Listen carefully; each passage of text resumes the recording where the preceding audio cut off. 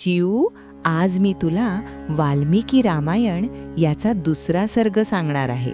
नीट लक्ष देऊन ऐक हा बाळा. चिऊ, तुला माहित आहे का, रामाच्या राज्यात कोणीही कधी आजारी पडत नसे. अगदी मृत्यूलाही तिथे थारा नव्हता.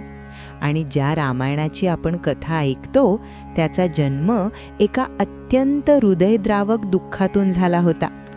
नारद मुनींनी वाल्मिकी ऋषींना रामाचे गुण तर सांगितलेच, पण पुढे जाऊन त्यांनी भविष्यातील श्री रामराज्याचे अद्भुत वर्णन केले. नारद मुनी म्हणाले, मुनिवर, जेव्हा राम राजा होतील तेव्हा संपूर्ण प्रजा अतिशय आनंदी आणि धार्मिक असेल.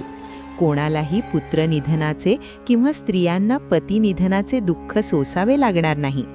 पाऊस वेळेवर पडेल, राज्य धनधान्यांनी समृद्ध असतील आणि चोरांचे भय कोणालाच उरणार नाही. कृतयुगातील म्हणजेच सत्ययुगातील लोकांप्रमाणे सर्व लोक नेहमी आनंदी असतील. कीर्तिमान श्रीराम पुष्कळ सुवर्ण दक्षिणेने युक्त शेकडो अश्वमेध यज्ञ करतील. विद्वानांना 10,000 कोटी गायी आणि ब्राह्मणांना विपुल धन देतील. ते शेकडो राजवंशांची स्थापना करतील आणि चारही वर्णाच्या लोकांना त्यांच्या त्यांच्या धर्मात स्थापन करतील. 11,000 वर्ष राम या पृथ्वीवर असे धर्मराज्य करतील आणि शेवटी आपल्या मूळ धामात म्हणजे ब्रह्मलोकात गमन करतील. नारद मुनी हे भविष्य वर्तवून अंतर्धान पावले. त्यांचे शब्द ऐकून वाल्मिकी ऋषींचे मन भारावून गेले होते. थोड्या वेळाने ते स्नानासाठी आपल्या शिष्यासह म्हणजे भारद्वाजासह तमसा नदीच्या काठी गेले. तिथले पाणी एखाद्या सत्पुरुषाच्या निर्मळ मनासारखं स्वच्छ होते. तिथे वनामध्ये ऋषींनी एक क्रौंच पक्ष्यांचे सुंदर जोडपे पाहिले. ते दोन्ही पक्षी एकमेकांच्या प्रेमात मधुर गुंजन करत होते.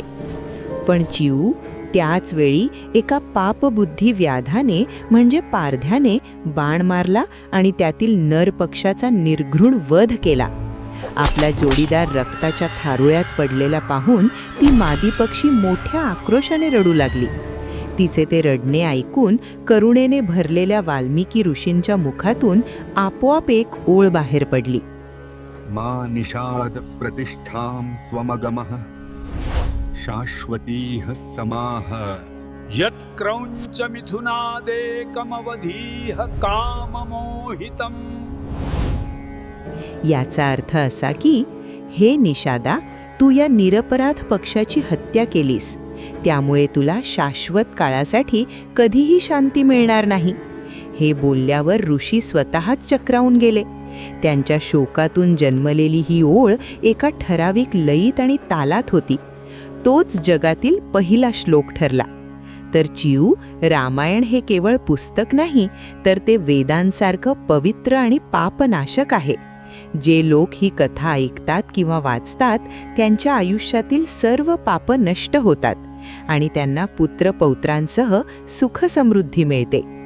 पण चिऊ, वाल्मिकी ऋषींना वाटलं की मी त्या व्याधाला शाप देऊन चूक तर केली नाही ना. ते याच विचारात असताना त्यांच्या आश्रमात साक्षात सृष्टीचे रचयिता ब्रह्मदेव प्रगट झाले. ब्रह्मदेवांनी त्यांना रामायण लिहिण्यासाठी कोणती विशेष शक्ती दिली आणि रामायणाची रचना नेमकी कशी झाली हे आपण उद्याच्या भागात पाहूया. चिऊला ही गोष्ट नक्की आवडेल. तुम्हाला अशी गोष्ट रोज ऐकायची असेल तर आमचा श्रीतंत्रम चॅनल लाईक करा, शेअर करा आणि सबस्क्राईब करा.